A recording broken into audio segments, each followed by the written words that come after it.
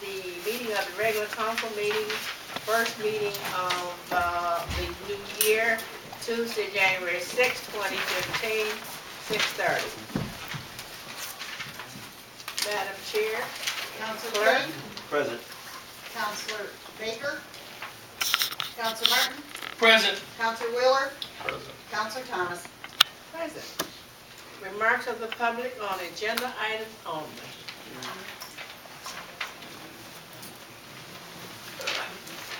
Remarks of the public on agenda items only. Resolution 5914.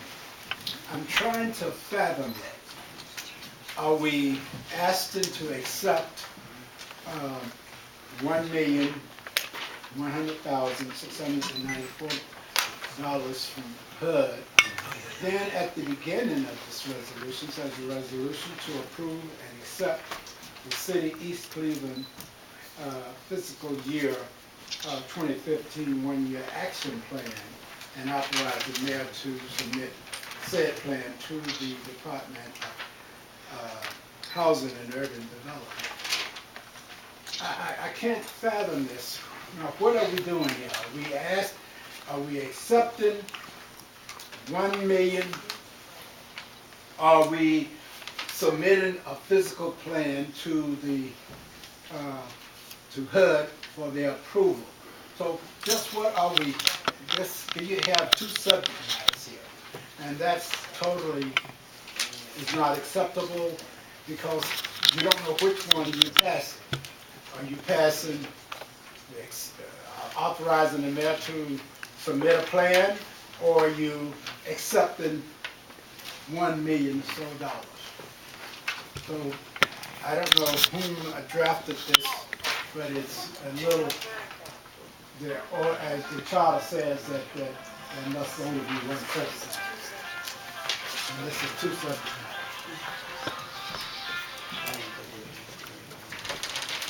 Good evening. My question is, basically the block grant, what block are we gonna use this grant for? I mean, the way I'm looking at it is no community, no development. What are we using it for? Because the houses, that when we ask for, loans for our homes, where is it at? It's supposed to be no money for that. So what are we gonna use this money for?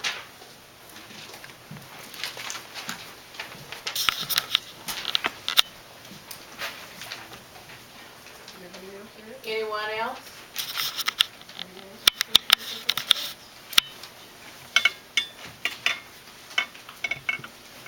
Okay, hearing none, we're gonna move on. Minutes to be approved. Personnel Appointments Committee, December 8, 2014.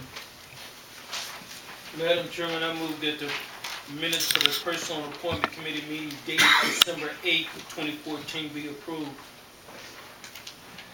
Is there a second? I'll second.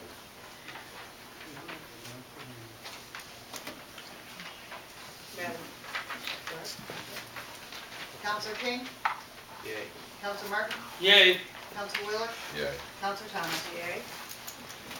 Finance Committee meeting, December 18, 2014. Who's on the finance committee? Mr. King? Council President, I will move that the Finance Committee meeting minutes from December 18, 2014 be accepted. Is there a second? Second.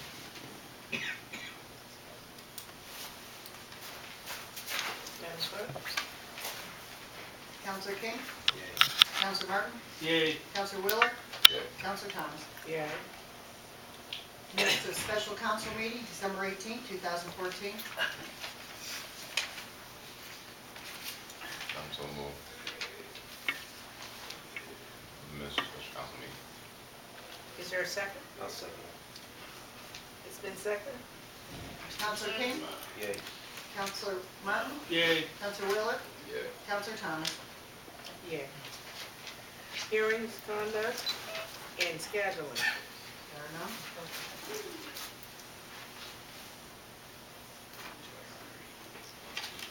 Reports and announcement from the mayor. Thank you, Madam President. Greetings, councils, residents. Something that has happened recently, the city, of course, is facing financial challenges. In general, cities are facing financial challenges. Federal dollars are diminishing, state dollars are diminishing, and of course, local revenues are diminishing. And all three of those things affect the city of East Cleveland. As you know, we put in place a budget for the first month of 2015. In that budget, which council considered and approved, we noticed that there probably would not be funds available this year for Helen S. Brown. When there are no funds put in the budget as an appropriation, we believe that everyone is probably well aware that that center will close.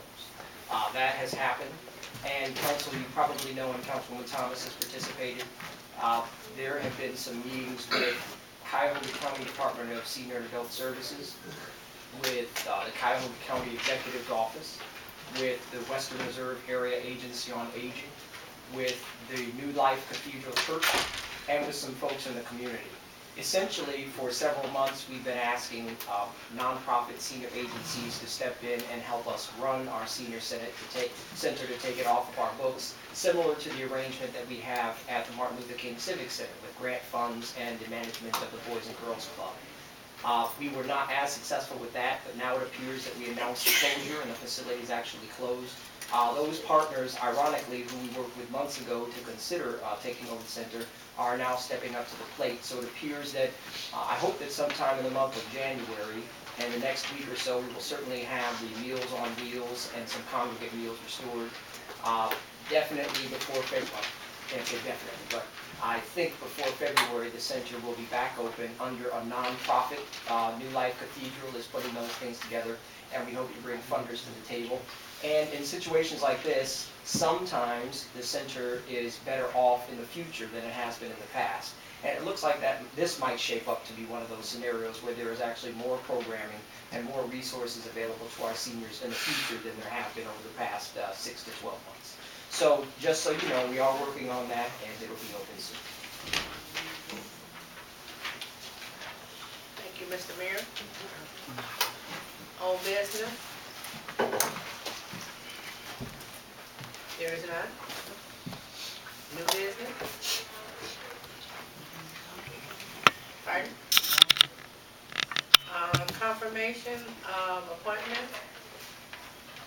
Did we have any more to do with the neighborhood under you, Mr. O'May? Yes,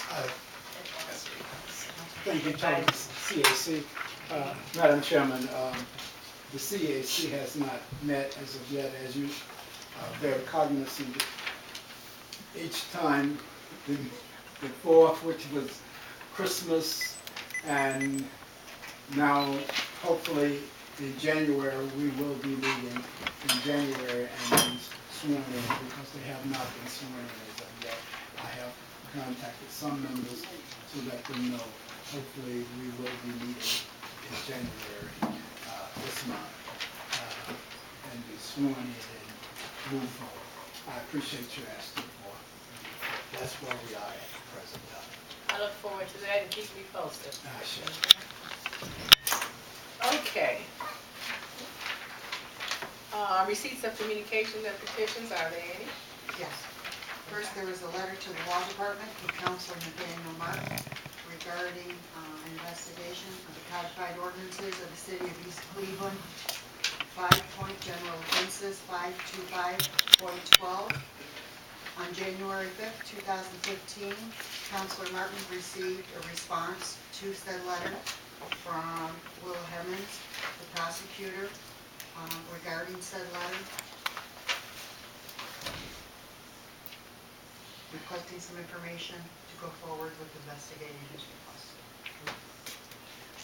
Is there anything that you would like to say about this letter, Well, Councilor Martin? I don't want to get into details because I like to deal with facts. Basically, the letter is requesting, there's a section in our charter about dereliction of duty. And basically, it stipulates in, I think it's 515 I can't remember by heart, Section D, about our spending, and about it, we have a responsibility, and this is my words, to stay within our budget, which we have not done. So I'm asking it to be investigated.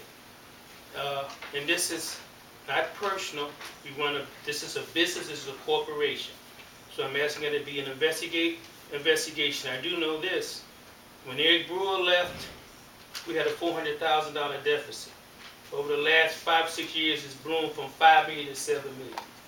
Okay, we've had finance directors paid 80-some thousand a year to watch our spending. That's their duty, and there's no reason why we should be in the situation we're in right now. So, not getting political, but dealing with what the charter said, I'm asking that it be looked into. So I'm glad that the administration received the letter. I'm asking and I'm hoping that we come up with some facts. In Section D, I don't have it with me, I'd like to read that.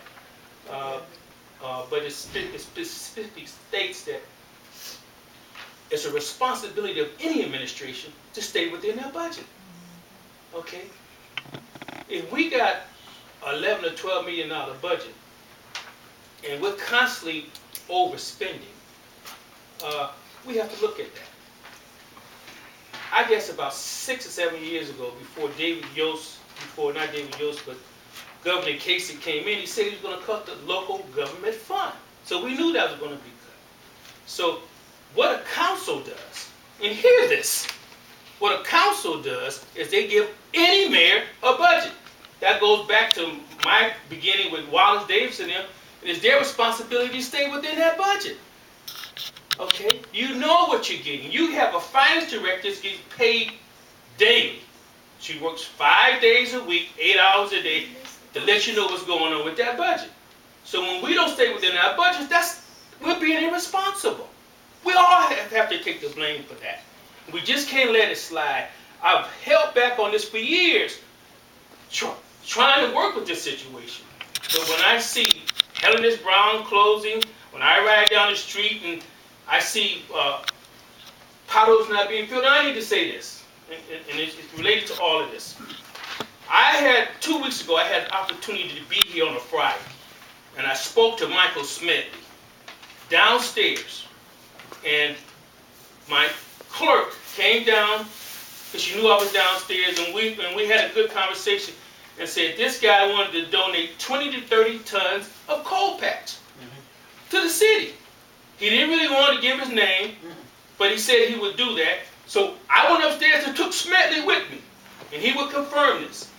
And Smedley got on the phone and said, well, we'll call, and we had a speakerphone and all like that. He said, we'll get the coal patch. So I'm very meticulous about what's going on in our city, so I'm riding around seeing if these holes are being filled in, especially at Belvoir and Hillsborough. It's horrible. They're still not being. I saw a little bit, but not 20, 30 tons. And it's a matter of record. We have it. It's a matter of record. So this is why I said, hands are off right now. I'm not getting personal, but we're going to look into all this comprehensively. The state auditor, I have the letters here, what they said. The options of merger, the option of bankruptcy, and talking down to our creditors, etc. But also when I make my report, we had some good news. And it's related to this, and that's what these case students came with the help of Brandon King and our clerk, with some options of us getting some money in here. $2 million for things that we should be doing. So the letter is saying we got to look at this. Okay, because it's all about responsibility and accountability. And it stops with all of us sitting around here at this table. Thank you. Thank you, and I'm sure that this has reached the prosecutor, which is Willow Haynes, and she has stated that she will do a just investigation into the situation, and we will wait for that And in the meantime, thank you, Mr. Thank you. Martin. Moving right along. Reports of council committee. Councilor King. We'd just like to wish all our residents a happy and prosperous 2015. Happy New Year, Council, Mr. Mayor. I have no report from the committee. Thank you. Mr. Martin. Yeah, Councilor Martin, do you still have some more? Yeah, I have something to add. I'm gonna share this with you guys. Because these students from Case and their professor, Jennifer, what's her name? Jennifer. I think Johnson. It's in my minutes. Jennifer Johnson. Yeah. They came to my personal appointment meeting and came up with some suggestions. This is what it was called: Project Fiscal Turnaround, Revenue Generation, Cost Reduction. Eric Hoffler, Yan Lu, Grace, Keen-Wan Sung, and Tiana Stringer. These were Case students. And they did work on this for 6 months. Brandon was a part of it, and our clerk. And this is a summary, because I tried to summarize things. See, the purpose of what they did was to assist the city of East Cleveland to find ordinances within the city charter that drive both revenue and cost generation. They focus on housing inspection, foreclosures, and red light traffic cameras, which you know that's history now, because if you don't have a police officer by the camera, they can't give you a ticket. Anyway, they conducted research on city council and found that the members are part-time and grossly underpaid, which you guys know. Here's where they concentrated: occupancy inspections and permits. We were compared to the cities of Garfield Heights and the city of Dayton. They talked about the opportunities.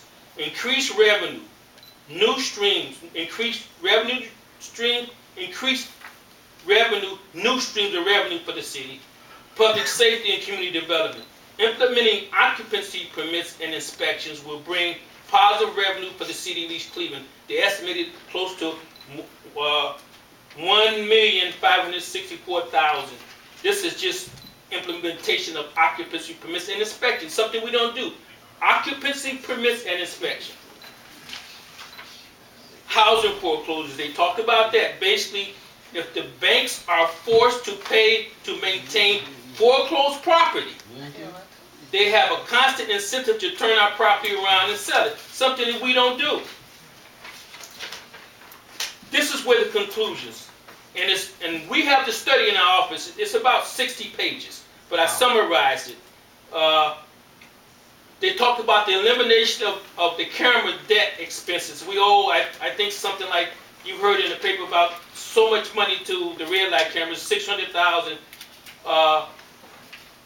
Their conclusion is this: based on our research, we believe that there is potential for more revenue in each of the areas we focused on: occupancy permits, foreclosure procedures, and red light cameras. Regarding red light cameras, we recommend maintenance on current cameras, raising the cost of tickets, and a punishment for policies for unpaid tickets. Well, that probably be history now with the governor signing the new state law.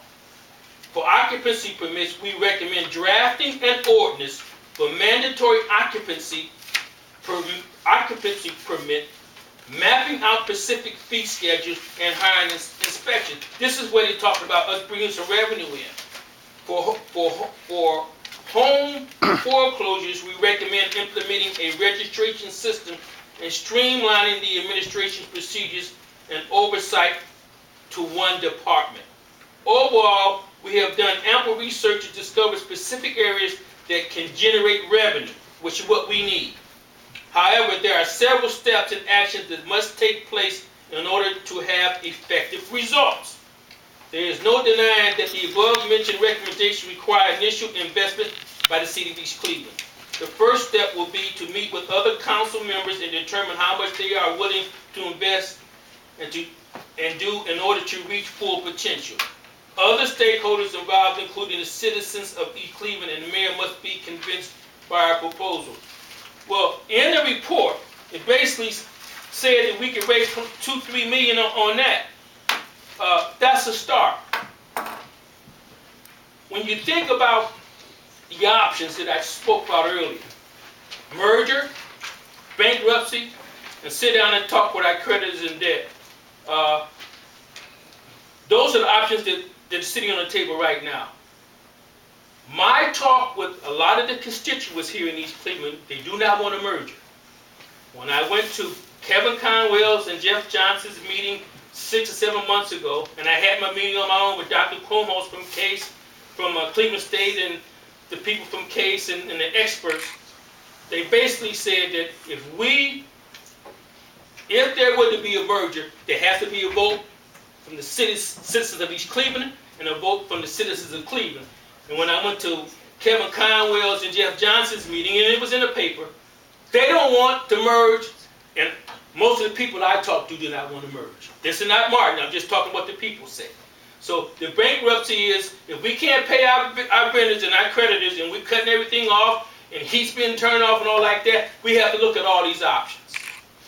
So our people have to step up, because ultimately if we get to that point, it's going to boil down to what the people do. But I think we can do better. I think the sharing of information, I need to say in this report that we never got anything formal about. We know that you and I know, Barbara, that Helen S. Brown has had financial challenges for years. But we were never told that the place was going to be shut down. I got a call from somebody saying, well, this is my last day. And I went up to Helen S. Brown, and they had posters and signs and senior reports. I didn't know all that was going to take place. I just went up there. And we have to look out for our seniors. Now, I'm glad, in perspective, I'm glad that Reverend Braxton and stepped up, and that the county is stepping up and all like that. But if we call ourselves intelligent people, we should have sit down and planned this thing a lot better, transition a whole lot better, so that wouldn't have to take place, so we wouldn't be in the media and all that. Helen S. Brown can't hardly get out the place from the cameras. They ask me all these questions. I'm the only council person there. So I don't want to point the finger at anyone, but we're not sharing information. We have a hiring freeze. People are still being hired. We're not getting the information through the council. People are still being hired. I see more new people around here that I've never seen in the police department and in other departments. If someone's supposed to be hired here, the process is supposed to be to sit down with us, and if it's germane to the situation, we're not going to obstruct it, but we're being bypassed. So all of this has to be looked at. And I got these pictures here today. I was up here, and this is the rock salt. Okay. This was taken right outside where I saw a pile of rock salt, and I went in, I kind of went over and said, what's all this rock salt doing it? Right in front of the council office, right on the front of Euclid there. Now, I saw some people come and put it in buckets, but it was a lot of it. It was so much it caught my attention, because I come through the front door in Euclid. We just had some snow today, and we got 2 more, maybe 2-3 months of winter. I know we ordered 2 new trucks. Is that right, Council President? Okay. So I'm hoping that we distribute this salt, and I hope that we have enough salt to get through the winter. Okay. That concludes my report. Thank you. Thank you. Okay. Councilman Wheeler, you sure that's enough?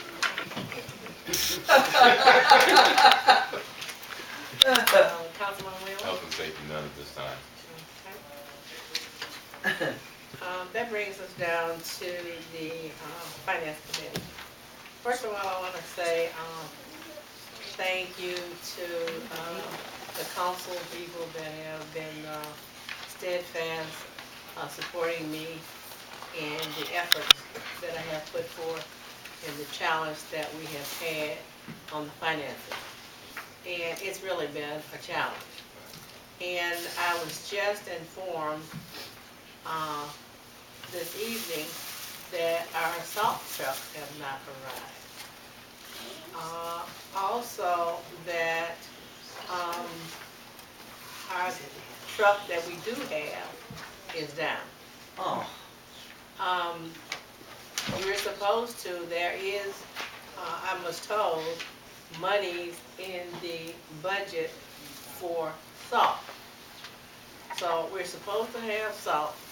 I don't know, and the mayor has left out, but I don't know how they're going to, deal with, other trucks or what the, how this is going to be done. There's supposed to be a clipper, so to be, coming through tonight. Hopefully, it doesn't come through. Uh,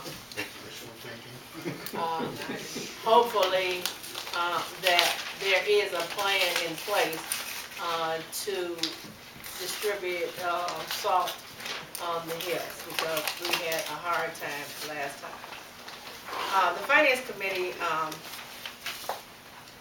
met on December 18th, and, we passed, talked about the resolution 5914 on its first reading. And the estimate of money, as you know, was, discussed. And, there was a motion to bring this out of committee to discuss it, by Councilor King. Discussion, Councilor Martin asked what was happening to a special purpose grants, and if any, one from the community development was present. Talked about that. Deposition of 5914, was supposed to appear on this, council, and it did, it's here now. Ordinance, 6114, ordinance to amend 5214, amendment permanent budget appropriation and declare an emergency for public safety.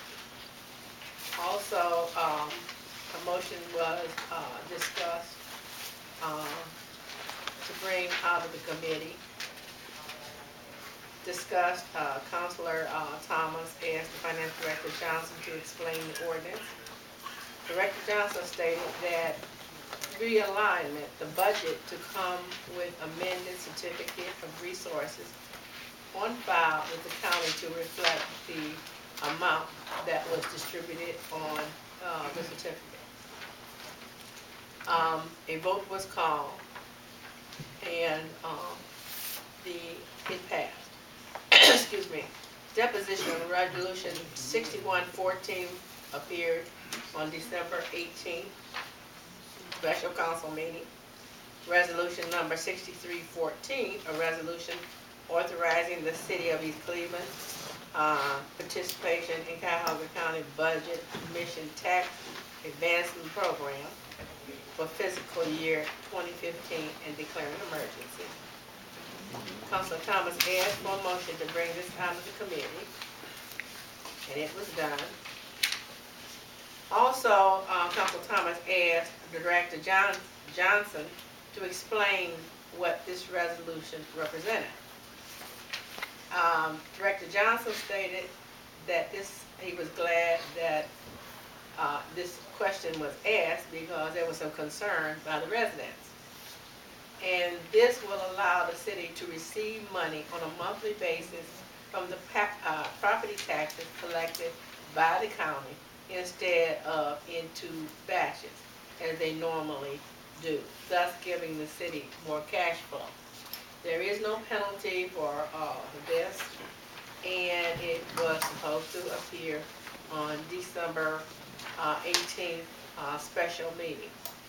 Ordinance number 6414, ordinance to make temporary appropriations in various funds for the current expenses and other expenditures of the city at East Cleveland for a period between January 1, 2015 and January 31st, 2015, and declaring emergency. Beginning of the year. Discussion, Councilor Thomas asked Finance Director to explain why this ordinance was only representing a 1-month budget. Discussion, Councilor Thomas, Director Johnson stated that the auditors informed him that their original full-year appropriation spreadsheets, formula sales, had an error and that it caused an error of not adding up correctly. In essence, they had to make an adjustment of making an additional $500,000 cut to the budget. And this will take some time. So that is why they're only going with the 1 month appropriation. Councilor Thomas asked, what does this amount fact reflect the additional $27,000 that council requested to be added back into the budget? To say that was the fact that when the budget was put together, $27,000 was not put back into the council's budget. I would not have the council pass a budget that monies were taken out of our budget and we did not know anything about it. Therefore, we would not pass a budget like that. In the ultimate end, the $27,000 was put back into the council budget. Director Johnson stated that this amount you see under the council budget does not reflect anything else but the removal of the $27,000 budget. The gentleman asked a few minutes ago, what do you plan to do with the monies from the action plan?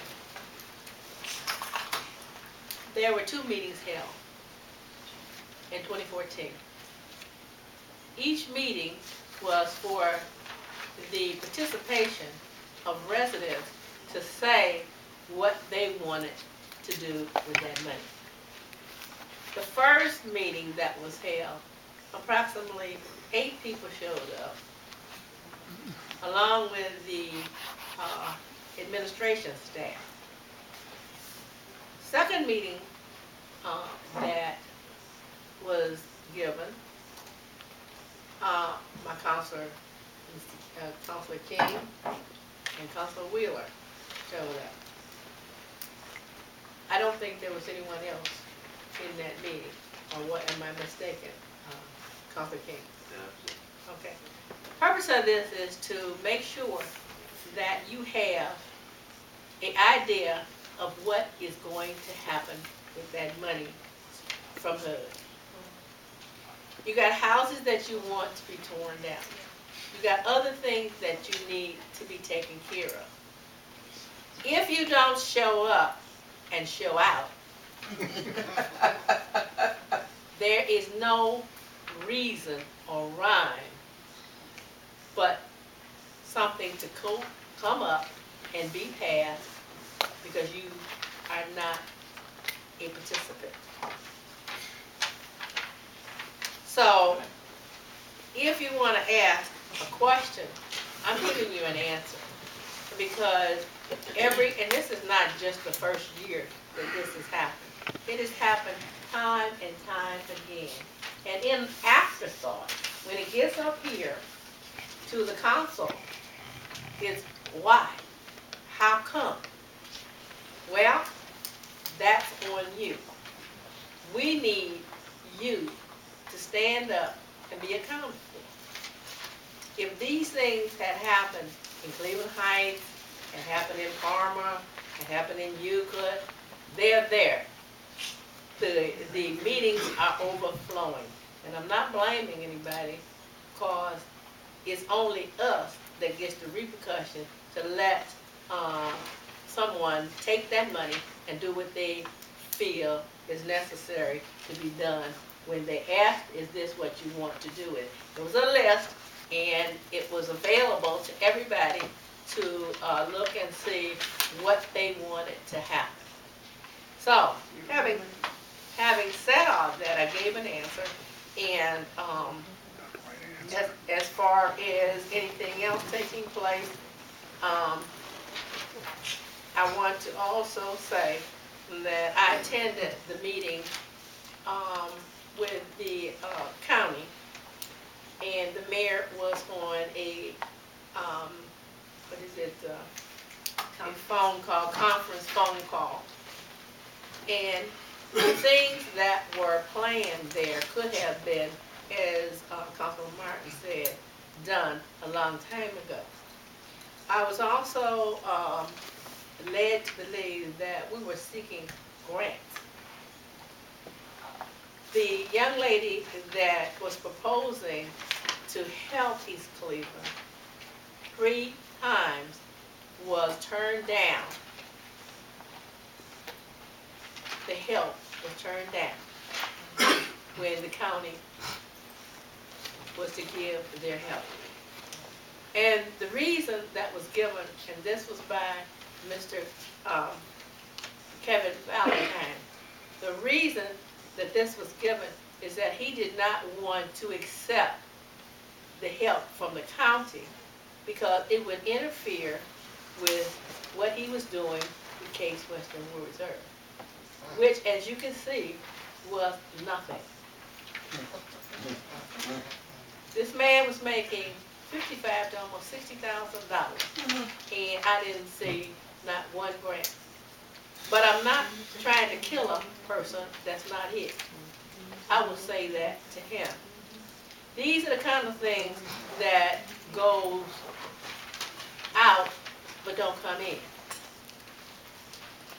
Now, as the mayor has said, but with his articulation of what took place, our county counselor, Anthony Harrison, jumped into action. He did not hear that the Helen S. Brown was closed. He called me, and he was jumping up and down because when he calls me, I'll give him information. He said he saw it on TV. I said I saw it on TV. But neither here nor there, he took action, and you wouldn't believe all the agencies that are participating now. They're even reaching out to